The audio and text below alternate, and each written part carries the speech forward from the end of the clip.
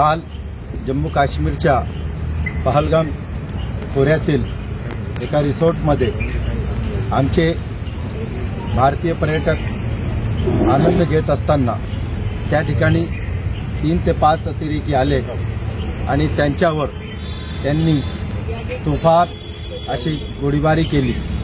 त्याच्यात आमचे भारतीय बांधव 26 हे मृत्यू पावले आणि 20च्या वर अत्यंत गंभीर जखमी आहे।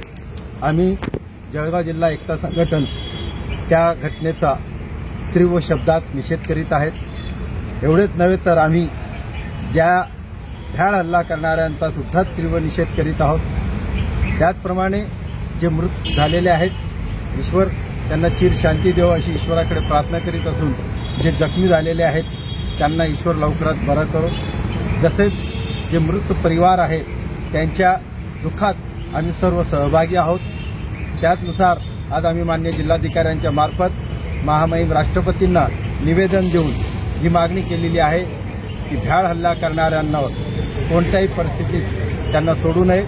कायदेशीर कडक ते कडक कारवाई त्यांच्यावर करण्यात यावी व लक्षात ठेवावे की अतिरेक्याला कोणताही जात आणि धर्म नसतो, त्याची एकच जात आणि धर्म असतो की तो भ्याड हल्ला करीत असतो।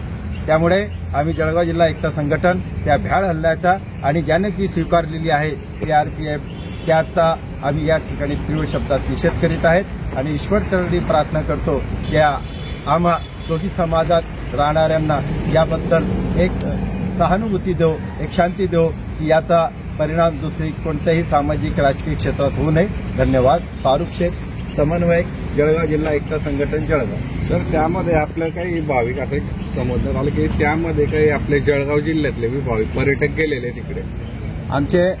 माझे स्नेही, माझे मित्र तुषार वागुर्दे त्यांच्या सौभाग्यवती व त्यांच्या सोबत असलेले त्यांचे मित्रपरिवार त्या ठिकाणी गेलेले आहेत। मी त्यांच्याशी संपर्क साधला। त्यांनी सांगितलं की ज्या ठिकाणी फायरिंग झाली त्याच्या 1.5 किलोमीटरवर त्यांना सुरक्षा बलाच्या जवानांनी घेऊन गेले आणि ते सुखरूप आहे। आम्ही ईश्वराचे रात्री आभार मानले की थँक गॉड असू द्या, काही का असू द्या, काही लोक त्या ठिकाणी वाचले, त्यामुळे आम्ही ईश्वराचे आभार मानले आणि त्यांच्यासाठी आम्ही या ठिकाणून दुआ केली आणि त्यांना लवकर सुखरूप ते आमच्या जळगावला परत आणू ही आम्ही त्यांना सदिच्छा दिलेली आहे। त्यामुळे निश्चितच जळगावकरांवर हा प्रसंग जरी ओळखला नसला तरी हे आमचे दुसरे भारतीय बांधव आहेत त्यांच्यावर हा दुःखदायक घटना घडलेली आहे। त्या घटनेचा आम्ही तीव्र शब्दात निषेध करीत आहोत। धन्यवाद।